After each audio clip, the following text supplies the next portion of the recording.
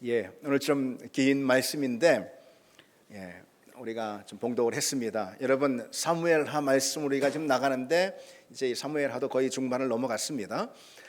언제 우리가 또 이 말씀을 다시 또 찾아보겠습니까? 그래서 여러분, 말씀을 나갈 때 함께 여러분도 주중에 묵상하시고 또 다시 말씀을 들으시고 마음에 새기시고 하는 그런 은혜가 있기를 바랍니다. 그런 은혜가 있길 바랍니다, 여러분. 오늘 본문은요, 여러분들이 읽으셨듯이 이 다윗의 아들 암논이 그의 배다른 누이인 다말을 욕보이고, 그로 인해 우리가 이제 오늘 읽진 않았지만 그 뒷면에 이제 쭉 나오죠. 그로 인해 다말의 오빠인 이 압살롬, 친오빠인 압살롬이 암논을 죽이는 그런 다윗의 불행한 가정사가 기록되어 있습니다. 여러분, 이 사건이 왜 일어났는지는 우리가 금방 알아챌 수가 있습니다. 다윗이 밧세바를 취하고 그의 남편 우리아를 죽인 그 죄에 대한 하나님의 마땅한 징계, 그 징계가 이제 시작되고 있는 것이죠. 우리 이 시간에는요, 다른 부분보다는 이 암논의 악행, 그의 누이에게 행한 그 악행에만 좀 초점을 맞춰가지고 말씀을 좀 나눠보려고 합니다. 자, 이 암논이 배다른 누이인 다말에게 연정을 품게 됩니다. 그리고 이제 가슴앓이를 하는 거예요. 그러니까 이제 그게 점점 심해져가지고 상사병이 된 거죠. 오늘 말씀에 보면은 다말에 대한 애착이 너무 커가지고 그의 얼굴이 파리하게 됐다, 이렇게 기록하고 있지 않습니까? 그 암논의 마음을 알게 된 그 암논의 친구인 요나답이라는 아주 간교한 친구가요, 다말을 얻을 수 있는 계략을 암논에게 가르쳐 주죠. 이렇게 하라는 거예요. 침상에 누워가지고 아픈 채 하라는 거예요. 그러면은 아버지 다윗이 암논을 찾아오지 않겠어요? 암논은 더군다나 다윗의 맏아들입니다. 그러니 찾아오게 될 것이고, 그때 다윗에게 이런 부탁을 하라는 거죠. 아버지, 내가 좀 아픈데 내 누이 다말이 와가지고 나한테 떡을 먹을 것을 이렇게 차려주면은 그러면 내가 조금 나아지겠나이다, 뭐 이렇게 하라는 거예요. 암논은요, 그것을 실행에 옮깁니다. 결국 이제 누워 있으니까 그 소식이 다윗에게 이제 전해졌고, 다윗이 암논을 찾아옵니다. 그래 암논이 그런 부탁을 하니까 다윗은 크게 의심하지 않고 암논에게 그 청을 허락해 주죠. 아무것도 모르는 다말은요, 아버지 다윗 왕의 명에 의해서 암논의 처소로 와서 떡을 그리고 또 먹을 것을 준비해서 자기 배다른 오빠인 암논에게 차려주게 됩니다. 그때 암논이 이 본심을 드러내는, 이 발음이 중요한데 여러분 이해하시고 듣기 바랍니다. 암논이에요, 암논. 이 암논이 그때 본심을 드러냅니다. 음식을 차려주는 것으로만은 이제 내가 회복하기가 어렵고, 사람들 다 물린 다음에 너만 내 방으로 와라, 내 침실로 와서 네가 직접 네가 만든 음식을 나한테 먹여주렴. 그러면 내가 좀 나을 것 같아. 그렇게 한 거죠.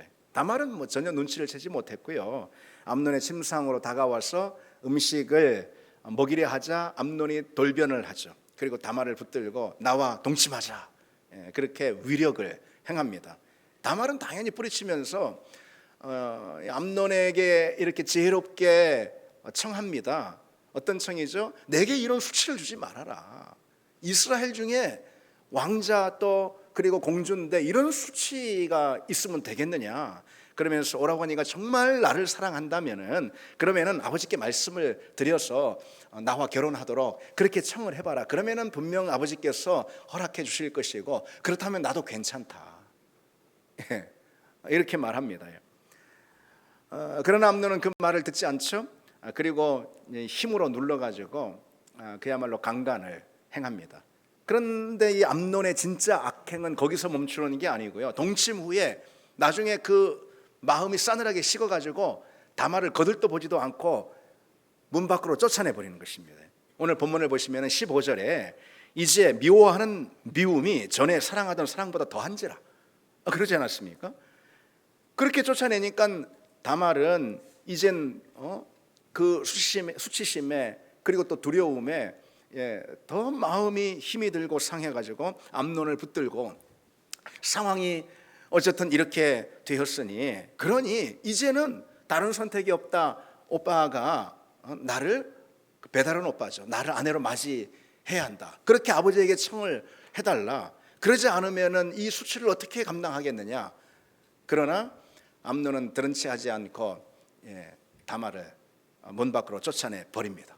바로 이 일이 발단이 돼가지고 다말의 친오빠인 압살롬, 그 압살롬이 2년 후에 결국은 암논을 죽이지 않습니까? 그리고 거기서 끝나는 게 아니고 압살롬은 결국 아버지 다윗에게 반기를 들고 쿠데타를 일으키는 그런 사건으로 비화되는 것을 볼 수가 있습니다. 이것이 바로 오늘 본문이 그런 사건의 이제 그 출발에 있는 것이죠. 자, 이 시간에 그래서 몇 가지 질문만 좀 간단하게 우리가 나누고 그리고 또 본문을 계속 좀 살펴보도록 하겠습니다. 자, 암논은 먼저 어떻게 이런 끔찍한 악행을 행했을까요? 더군다나 자기 누이에게 이런 파렴치한 악행을 저지를 수가 있었을까요? 그것은요, 이렇게 볼 수가 있어요. 자기 아버지 다윗이 성적인 죄에 빠지니까 그와 같은 죄를 짓는 것에 있어서 주저함이 없게 된 것입니다. 아버지, 다윗이 얼마나 믿음의 사람이에요? 얼마나 대단한 성군입니까? 그런데 자기 그런 아버지도 그처럼 밧세바를 취하는 그런 성적인 범죄에 빠졌어요. 그러니 아들 입장에서 물론 암논을 변호하는 건 전혀 아닙니다. 그러나 아들 입장에서 그런 죄에 빠지는 것에 조정함이 없게 됐다는 것이죠. 그게 중요합니다, 여러분. 우리가 이 점을 통해서 무엇을 확인해야 되겠습니까? 가정이나 사회 그리고 교회에서 여러분 죄가 번식하는 토양이 바로 그와 같다라는 거예요. 우리 그 점을 기억해야 합니다. 여러분 경건한 공동체에서는 이 작은 죄도 도드라지게 보이게 돼 있습니다. 그러나 죄가 광연한 그런 세상 악한 문화에서는 큰 죄, 아무리 큰 죄라 하더라도 그것이 대수롭지 않게 여기고 그것이 다 가려지게 되는 것입니다. 많은 죄가 다른 죄를 다 덮어버리는 것이죠. 그래서 죄라 하더라도 그것이 뭐 크게 드러나지 않게 되어 있습니다. 다시 말해서 죄에 대한 감각이 죽는다, 이런 뜻이죠. 그러나 정말 경건한 공동체 그리고 성령의 전인 공동체라면 우리 성도들 모두가 죄에 대해서 예민하게 깨어있는 그런 공동체라면 작은 죄가 들어온다 하더라도 그 죄가 금방 드러나게 되어 있습니다. 우리는 어떤 공동체인가 여러분 돌아볼 필요가 있지 않습니까? 우리 교회, 그리고 이 땅의 교회들이 어떤 공동체인가? 작은 거짓도, 그리고 작은 탐심도, 그리고 작은 교만도, 작은 죄도 그게 중하게 여겨지고 있는 그런 공동체인가 돌아볼 필요가 있다는 거죠. 그렇지 않으면 죄의 침입이 홍수처럼 밀려 들어와서 믿음의 뚝을 순식간에 다 무너뜨리고 마는 것이죠. 그래서 아무리 큰 죄라 하더라도 그 어떤데 다들 그렇잖아, 이렇게 살지 않은 사람들이 있나? 라는 그런 죄에 대해서 무뎌진 감각을 갖게 되는 것입니다. 다윗이 하나님 앞에 든든하게 믿음으로서 있었다면, 그리고 작은 죄라도 용납하지 않으려는 그런 영적인 몸부림이 이에게 있었다면, 다윗에게 있었다면 암논이 어디 감히 그런 죄를 질 수가 있었겠습니까? 또 한 가지 질문을 던진다면 여러분, 암논이 그런 죄를 저질렀어요. 그런데 한편 다윗은요, 이런 암논을 징계하지 않습니다. 오늘 본문에 보면은 다윗이 크게 노하였다라고만 돼 있고 그리고 끝입니다.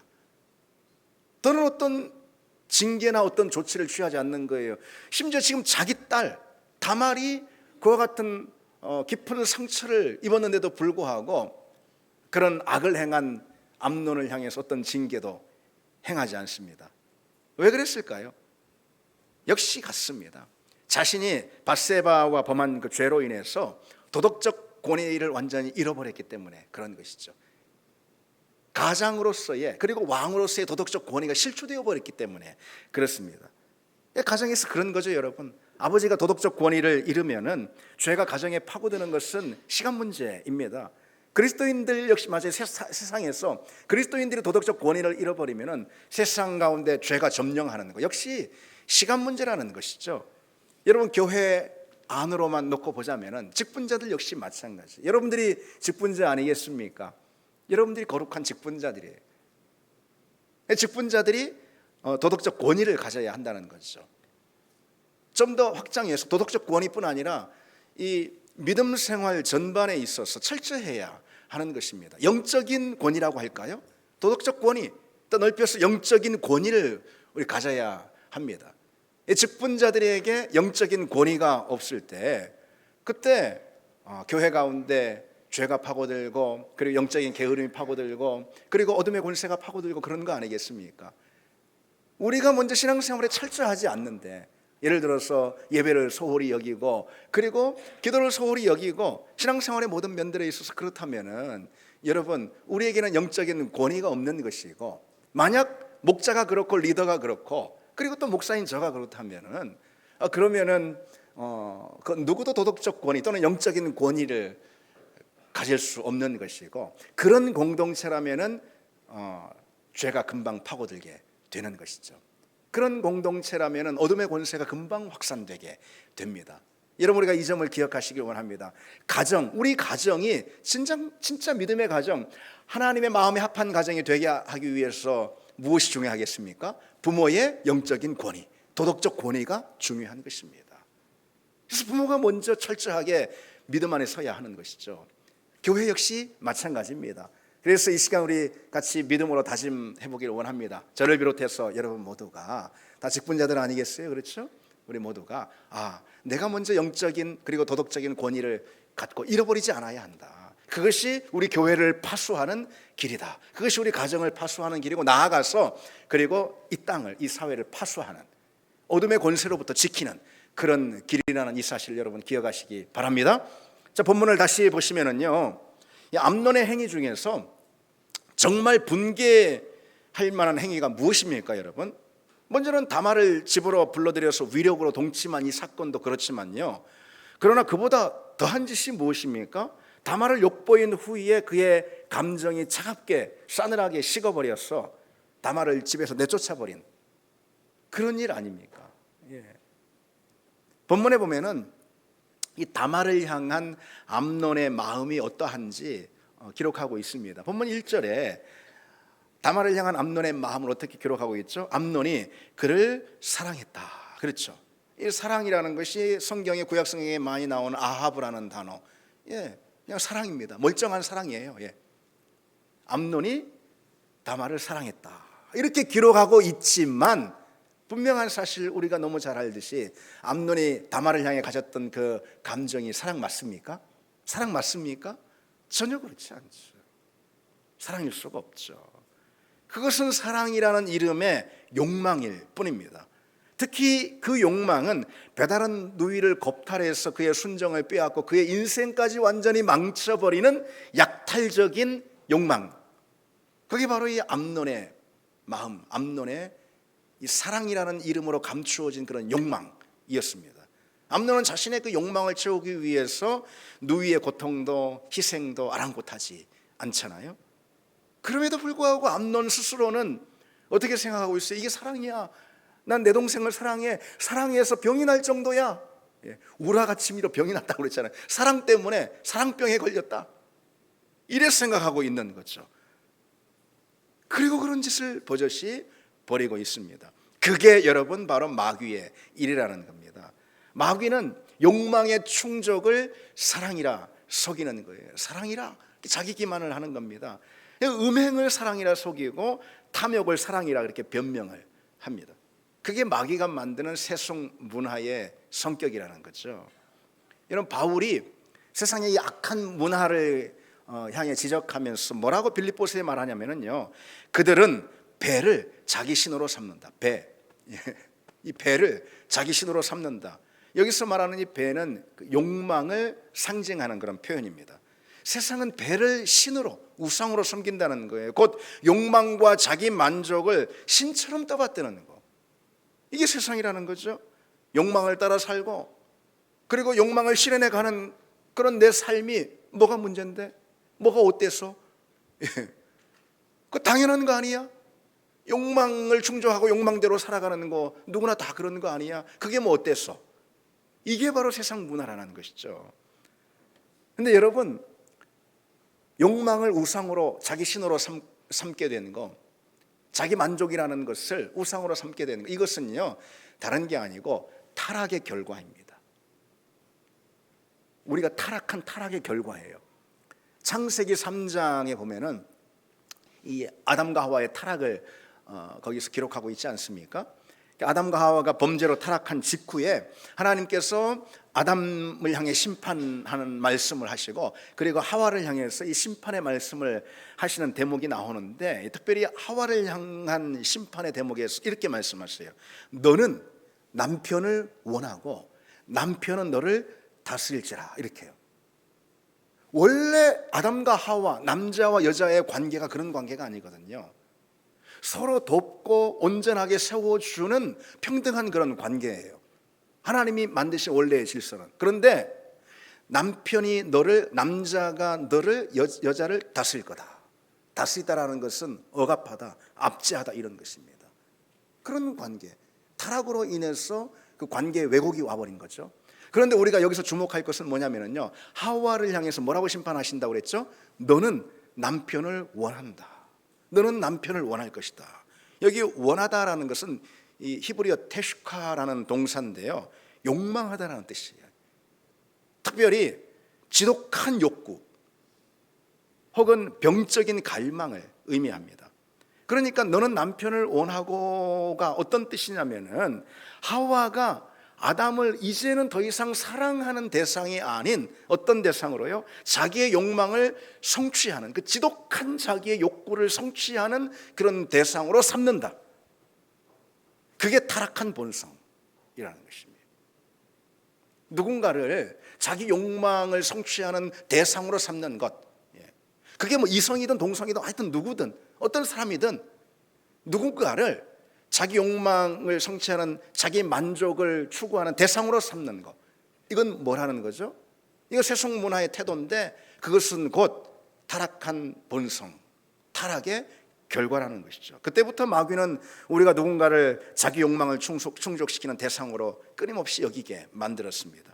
그리고 그것을 뭐라고 생각해요? 사랑이야. 나는 사랑해서 그래. 이렇게 착각하게 만든다는 거죠. 여러분 생각해 보십시오. 사랑처럼 좋은 게 세상에 어디 있어요? 성경에 보면은 하나님은 뭐라고요? 하나님은 사랑이시라. 요한일서에 하나님은 사랑이시라 그랬잖아요. 사랑보다 더 좋은 게 어디 있습니까? 하나님이 우리에게 주신 가장 최고의 선물은 바로 사랑입니다. 그 어떤 것보다 사랑이야말로 우리를 복되게 하고 우리를 행복하게 하고, 그리고 사랑이야말로 우리를 아름답게 만드는 하나님이 우리에게 주신 최고의 선물이죠. 그 최고의 것. 마귀는 항상 그렇거든요. 마귀는 뭘 좋은 걸 우리에게 만드는 법이 없어요. 만들 수가 없어요.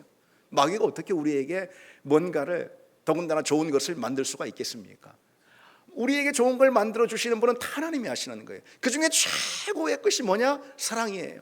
우리가 사랑하고 사랑받을 때 우리는 복되고 우리는 행복하고, 그리고 우리는 아름다워집니다. 우리는 영광스러워집니다.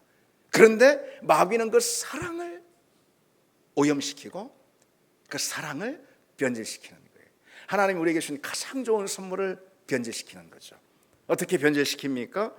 사랑을 욕망과 음행과 온갖 더러운 것으로 변질시킵니다.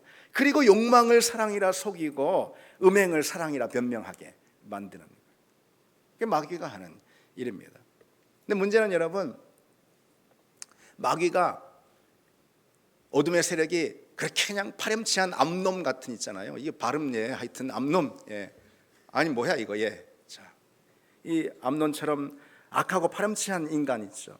그런 인간만 그런 것이 아니라는 것이죠. 사랑을 오염시키고 변질시키는 것이 아니라는 거예요. 누구나 다 그럴 수 있다는 거예요. 누구나 다. 창세기에 나오는 그 야곱의 두 아내 라헬과 레아를 여러분 떠올려 보십시오. 남편을 두고 벌이는 이들의 질투와 경쟁이 참으로 가관 아닙니까? 창세기에 그 대목이 등장하죠. 라헬도 남편을 원하고 남편을 너무 사랑해. 레아도 남편을 원하고 끔찍히 사랑합니다. 그렇게 두 아내의, 두 여인의 사랑을 그렇게 받은 야곱은 누구보다 행복했겠다. 그랬겠습니까? 전혀 그렇지 않습니다. 그렇지 않습니다. 야곱은 자신을 소유하고자 하는 라헬과 레아의 욕망에 끊임없이 소비되는 하나의 소비재에 불과했습니다. 레아를 물리치고 야곱을 독점하려는 라헬에게 이 야곱은 그저 자신의 욕심을 채워주는 대상에 불과했던 거예요. 라헬과의 경쟁에서 이기고 야곱을 차지하고자 하는 레아에게 야곱은 그 경쟁을 이기게 해주는 도구에 불과했습니다. 라헬이나 레아나 야곱은 사랑하는 남편이기보다 자기 욕망을 채우는 대상이었을 뿐인 거죠. 라헬이나 레아나 야곱을 통해서 끊임없이 무엇을 하고 있느냐? 야곱을, 다시 말해 자기 남편을 진심으로 사랑하는 것보다는 자기 욕망을 야곱을 통해 계속해서 실현시키고 있었던 거예요. 야곱의 불행이죠. 그래서 남편이든 아내든 하나여야 합니다. 그래서요. 근데 여러분, 바로 그와 같은 사랑이 있잖아요. 실은 욕망인데 사랑으로 섞고 있는, 자기 기만하고 있는 그런 사랑, 그런 사랑은요, 우리가 쉽게 빠질 수 있는 잘못된 사랑입니다. 누구나 다 사랑한다고 하지만은 가만 보면은 자기 중심적인 사랑이에요. 그것은 왜곡된 사랑이고 자기 만족적인 사랑이며 대상을 위하는 사랑이 아니라 대상을 소유하는 그런 사랑입니다. 결국은 진실된 사랑이 아니고 나 자신을 위한 사랑이죠. 자기애의 또 다른 반영일 뿐이라는 거예요. 사랑이라는 이름으로 상대를 얻으려는 내 욕망, 그 욕망을 채워가는 과정일 뿐인 것이죠. 여러분, 세상에 그런 사랑이 얼마나 많습니까? 여러분은 그런 사랑에 노출된 적이 없습니까? 하는 적이 없습니까? 특히 부모가 좀 그런 사랑에, 왜곡된 사랑에 잘 빠질 때가 있어요. 나 내가 너를 사랑하는 거, 내가 너를 사랑해서 그래. 가까운 사람들이 가족 가운데 또 교회에서도 그런 일이 있을 수가 있습니다. 너무 사랑한다는 거예요. 사랑받는 그 사람은 근데 질식할 것 같아. 왜? 그게 진실된 사랑이라기보다도 그 사랑이라는 그 행위, 자기가 하는 그 자기 만족적 행위를 통해서 결국은 자기 애를 실현해 가기 때문에 그렇습니다. 왜곡된 사랑이죠. 여러분, 그 유명한 변증가 C.S. 루이스의 네 가지 사랑이라는 책이 있습니다. 그 책에서요, 이런 그 일화를 소개하고 있어요. 그 이웃 중에 피제트 부인이라는 사람이 있어요. 이 피제트 부인은 자기 가족을 엄청 사랑하는 사람으로 아주 동네에다 소문이 나 있습니다. 그래서 가족을 위해서 뼈 빠지게 일하는 게 피제트 부인의 일상입니다. 모든 빨래를 혼자 도맡아서 하고요. 그리고 그 집에 한 사람이라 있다 하더라도 그래도 그 식구를 위해서 따뜻한 밥상을 늘 차리고요. 그리고 새벽까지 귀가하지 않는 그게 남편이든 자식이든 하여튼 있으면은요, 이 피제트 부인은 그게 새벽 2시든 3시든 기다리는 거예요. 그게 가족을 위하는 길이라, 사랑이라 이렇게 여기고 기다리는 거예요. 식구들은 조심스럽게 이 새벽 늦게 들어오면서 자신을 기다리고 있는, 아무도 없을 줄 알고 그런 자신을 기다리고 있는 그 피곤하고 창백한 피제트 부인의 얼굴을 마주할 수밖에 없는 거죠. 늘상. 그래서 가족들은 제발 그렇게 하지 말아달라고 그렇게 간청을 할 정도였다고 합니다. 그처럼 이 피제트 부인은 자기 말마따나 가족을 너무 사랑해. 너무 사랑해서 뼈 빠지게 늘 헌신합니다. 그러나 남편은 아내의 사랑을 받는 것에 너무 지치고 힘들고요. 그리고 자식들도 엄마의 관심을 받는 것이 마치 감옥살이 하는 것과 같이 느껴집니다. 그러다가 어느 날 이 피제트 부인이 죽습니다. 그런데 동네 사람들이 보니까 그 가족들 얼굴이 다 밝아졌어요. 부인이 죽은 다음에, 엄마가 죽은 다음에 가족들 얼굴이 다 밝아지고 심지어 그 집 개도 밝아졌다. 그러면 아내 혹은 엄마가 죽고 난 다음에 비로소 그 왜곡된 사랑으로부터 건짐을 받을 수, 자유할 수 있게 되었기 때문이라는 거죠. 여러분, 좀 극단적인 예를 들은 걸 수가 있습니다. 그러나 여러분, 우리 모두에게도 자칫 우리의 사랑이 그런 함정에 빠질 수 있다는 걸 기억해야 합니다. 자기 감정에 충실하면서요, 무조건 자기가 옳다고 여기는 방식에 따라서 사랑한다고 하는 그런 사람이 있어요. 근데 그건 사랑이 아니죠. 그러한 사랑은 자기 만족적인 사랑입니다. 그런 사랑은 상대를 소유하고 결국은 질식시켜 버리는 거예요. 그래서 그런 사랑처럼 사실 이 사랑의 장애, 걸림돌이 되는 사랑도 없습니다. 왜냐하면 그게 사랑이라고 믿고 있기 때문에 더 열심히 막 하거든. 그러니 그 사랑을 받는 사람은 더욱 죽을 일이죠. 예를 들어 미움이라는 것은, 그것은 그 잘못된 건 누구나 다 알기 때문에 이 미워하는 이 마음을 가지면 안 된다. 미워하는 마음에서 돌이켜야 돼. 이것을 알게 됩니다.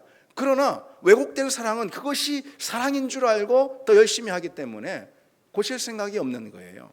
그래서 왜곡된 사랑은 그 어떤 것보다 사랑에 큰 걸림돌이 될 수가 있다는 거죠. 그러니까 여러분, 중요한 건 뭡니까? 우리의 사랑은 달라야 한다는 거죠. 우리의 사랑은 달라야 합니다. 여러분, 그러면 어떻게 달라야 할까요? 한마디로 말하자면 우리의 사랑은 어떤 사랑이 돼야 하겠습니까? 다 사랑하지만 사랑처럼 오염되고 왜곡된 단어가 없다니까요. 무슨 경박한 세상 문화의 가요 가운데도 사랑이라는 말 안 등장하는 게 없잖아요. 사랑처럼 오염된 단어도 없어요. 단어만 오염된 게 아니고 그 자체가. 자, 그렇다면 여러분, 우리는 이런 자기중심적이고 자기애로 가득한 왜곡된 이 사랑이 아닌 어떤 사랑을 우리는 해야 하겠습니까? 그건 한마디로 말해서요, 내어줌의 사랑이에요.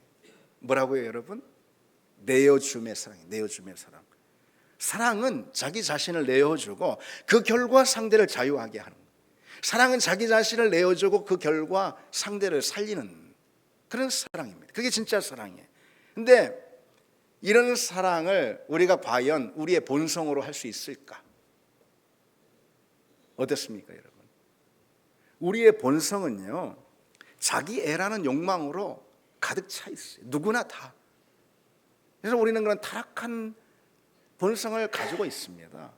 우리 거듭났지만 그럼에도 불구하고 자기애로 가득한 그런 욕망, 그 욕망으로 채워져 있는 본성이 우리에게 있습니다. 그러니까 그 본성으로 사랑한다고 하는 거지. 그러니까 그 사랑이 왜곡된 사랑이 되는 것입니다. 우리가 어떻게 내어줌의 사랑을 그러면 할 수가 있겠습니까? 우리 본성으로는 할 수 없고요. 해답을 말씀드리면은 이거 하나밖에 없는 거예요. 우리가 주님의 사랑을 만나야 하는 거예요, 여러분. 아멘. 우리가 매일 매 순간 주님의 사랑을 만나야 합니다. 자신을 온전히 그 십자가에서 내어주신, 그리고 우리를 자유케 하고 우리를 살리신 바로 그 주님의 사랑. 우리가 그 주님의 사랑과 부딪히고 그 주님의 사랑을 우리가 충만히 경험하면은, 그러면은 우리는 바로 그 사랑을 할 수가 있게 되는 거죠. 특별히 십자가와 부딪히는 그런 우리 신앙의 체험 있잖아요. 이것이 십자가가 하나님의 사랑을 의미하는 거니까 그 십자가와 부딪히는 우리 신앙의 체험이 우리에게 있을 때 그 십자가 사랑이 우리 가슴 속에 새겨지게 됩니다. 십자가와 부딪히는 우리 영적인 체험, 그것이 우리에게 뭘 가져옵니까? 그리스도의 사랑이 우리 심령에 새겨지는 그런 은혜를 가져온다는 거죠. 바로 그럴 때 우리의 사랑이 온전한 사랑이 되는 것이죠. 주님이 우리에게 행하신 그 사랑, 우리가 그 사랑을 서로에게도 할 수가 있습니다. 여러분, 이게 원리입니다. 신앙생활은요, 다 그 원리를 따르는 거예요. 우리가 어떻게 순종할 수 있어요? 어떻게 충성할 수 있습니까? 우리가 어떻게 헌신할 수 있습니까? 우리가 어떻게 믿음 생활 잘 할 수 있습니까? 다른 게 아니에요. 그 원리, 사랑도 마찬가지. 어떻게 사랑할 수 있는가? 주님의 사랑, 십자가의 은혜와 부딪히는 것입니다. 하나님을 만나는 거예요. 하나님의 은혜 안에 들어가는 것입니다. 그 은혜를 충만히 우리가 누리는 거예요. 그때 우리는 그 하나님의 사랑이 무엇인 줄 알고, 그리고 경험한 그 사랑을 우리도 역시 나눠줄 수가 있다는 것이죠. 자, 여러분 다시 본문을 보시면은요, 이 암논이 다말을 향해서 품은 마음, 이게 사랑이 아니고 욕망이라고 말씀드렸죠. 그런데 여러분, 암논을 한번 보십시오. 본문은 암논을 통해서 무엇을 우리에게 생생히 보여주고 있냐면 욕망의 성격, 욕망의 성격이 어떤 것인지 보여주고 있습니다. 욕망은 어떤 성격이 있냐, 한마디로 말해서 집착하게 하는 성격이 있습니다. 욕망은 집착을 가져와요. 암논이 그래서 어떻게 합니까? 병이 날 정도로 다말을 욕망하잖아요. 다말을 사랑하는 게 아니고 욕망하는 거죠. 곧 집착인 것이죠. 오로지 원하는 것을 얻으려는데 모든 마음과 생각이 완전히 얽매여 버리는 거죠. 다른 것을 하지 못하게 합니다. 그게 바로 욕망의 중요한 성격입니다. 그리고 무엇이든 원하는 것을 얻잖아요. 욕망하니까 욕망하는 그것을 얻잖아요. 얻으면 얻을수록 그 충족감은 계속해서 반감이 되는 것. 역시 이것이 욕망의 또 성격입니다. 그러니까 어떤 거예요? 욕망하는 그것을 집착해서 계속 욕망하고, 그러다가 그 욕망이 실현됐는데, 그런데 이 욕망의 충족감은 반감이 되고 사라집니다. 그러니까 또 어떻게 해요? 더 집착하는 거지. 더 집착하는 것입니다. 그렇습니다. 그래서 계속되는 그 욕망에 빠져서 결국은 중독에 이르게 됩니다. 이게 욕망의 성격입니다.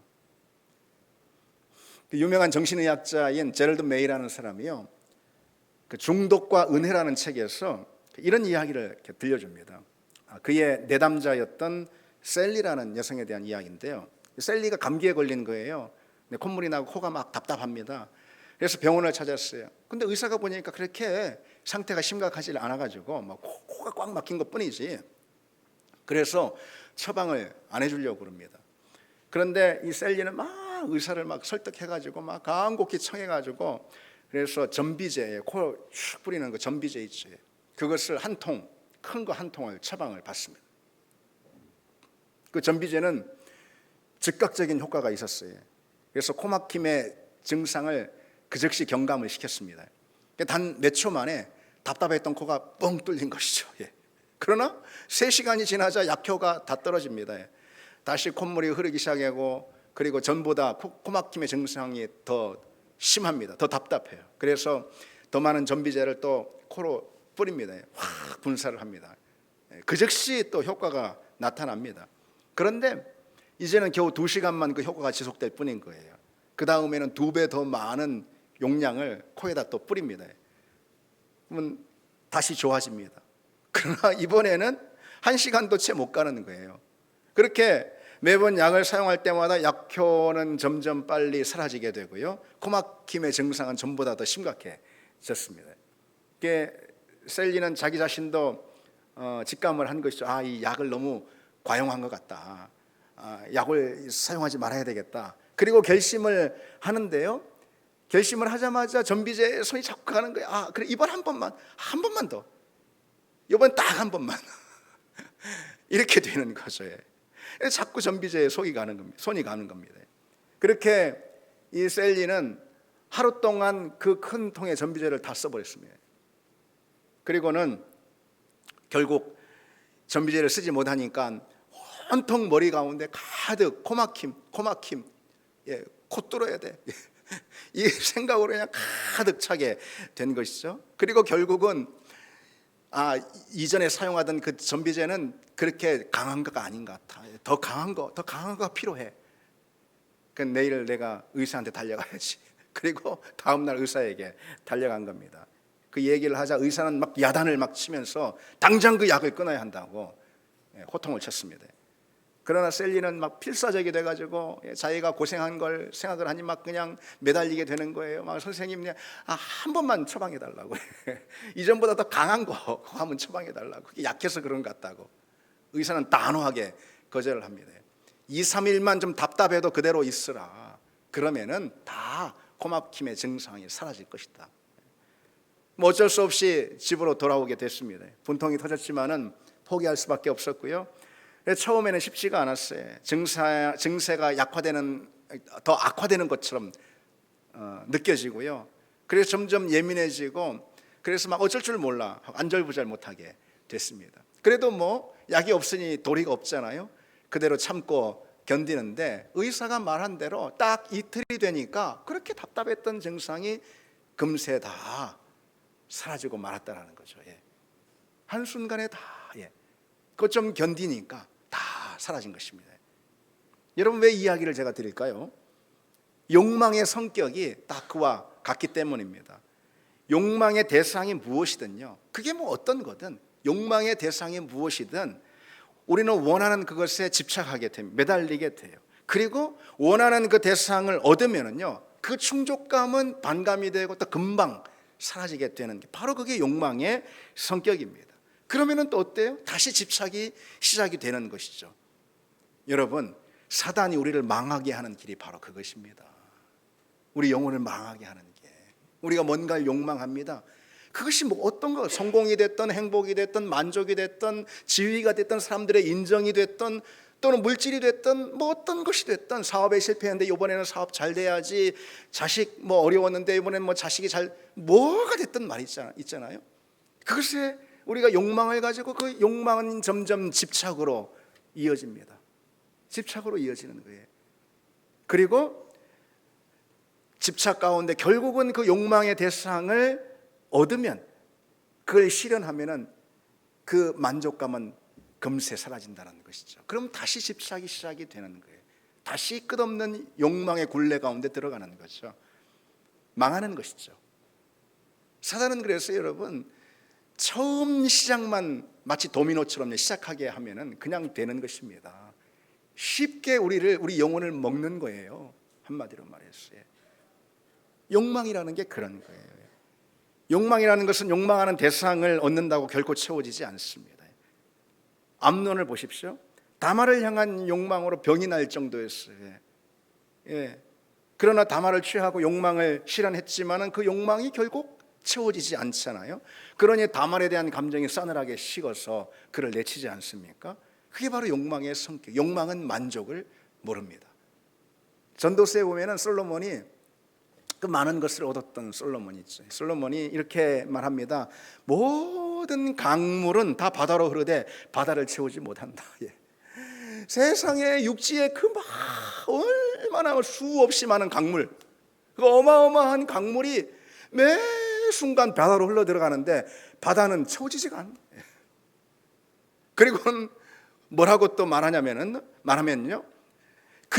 바로 그처럼 눈은 보아도 족함이 없고 귀는 들어도 채워짐이 없다, 이렇게 말하고 있습니다.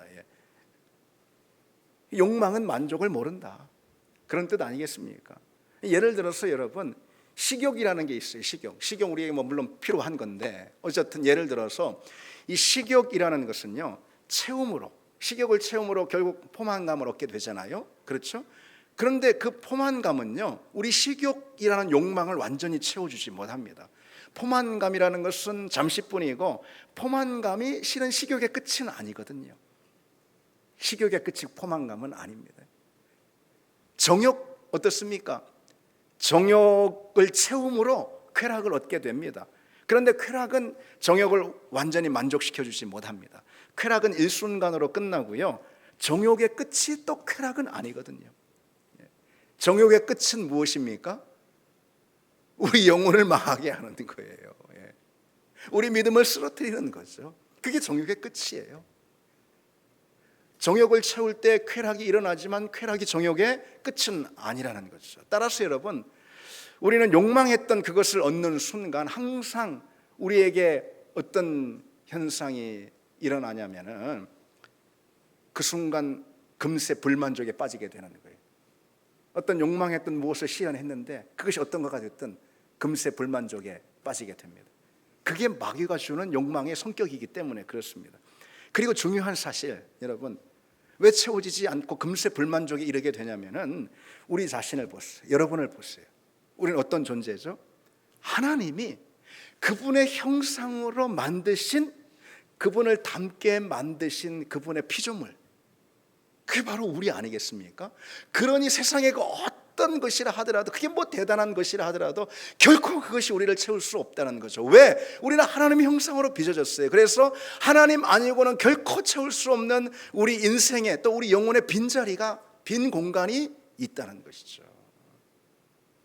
그게 뭐 다른 걸로 채우려 하니 채워지지가 않습니다.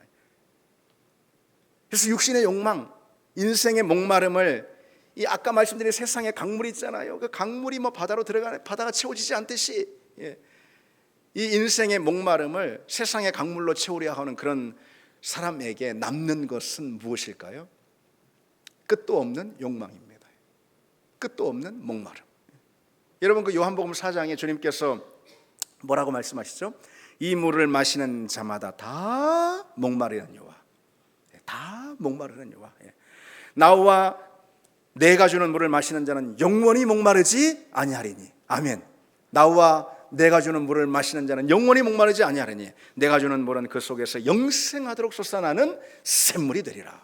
아멘. 이 말씀은 주님께서 사마리아 여인과 대화하는 가운데 주신 말씀이죠. 사마리아 여인이 어떤 사람인가? 지금 남편이 6인데 지금 있는 남편도 제 남편이 아니라는 거죠. 이게 뭘 말해주는 거죠? 평생 이 사마리아 여인은 욕망을 가지고 있었던 거죠. 아, 이 남편이면 잘해줄까? 저 남편이면은 내 만족이 채워질까? 근데 누구도 자기의 행복과 만족을 채워주는 그런 남편은 없었던 거예요.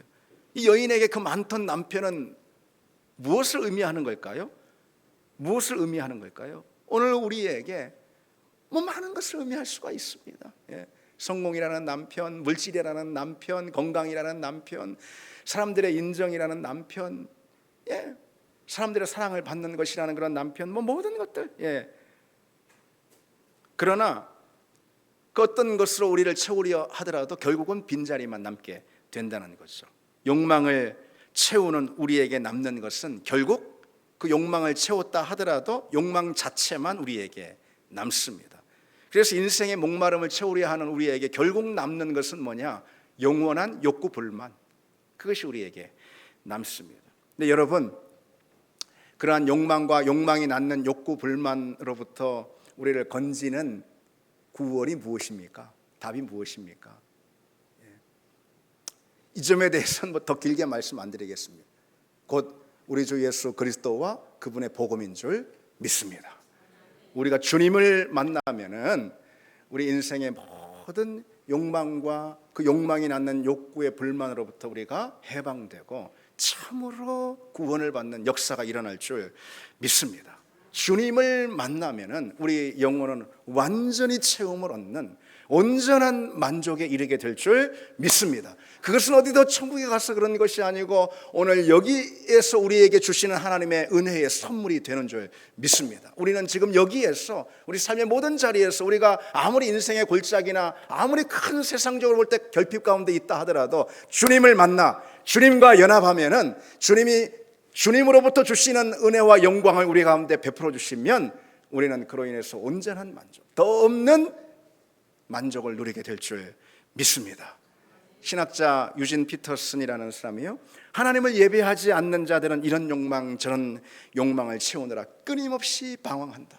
그 인생 전체가 방황하는 인생이 되는 거예요. 욕망을 찾았어요. 하나님을 예배하는 사람, 예배가 뭡니까? 하나님을 만나는 자리잖아요. 기도가 무엇입니까? 하나님께 가까이 나아가는 자리. 그래서 주님을 경험하고 주님을 만나고 주님을 누리는 자리 아니겠습니까? 바로 그 자리 가운데 우리가 하나님으로 만족하게 채워지는 역사가 있고, 여러분 이번 한 주가 바로 그런 복된 한 주가 되기를 바랍니다. 우리 같이 찬양 드리겠습니다.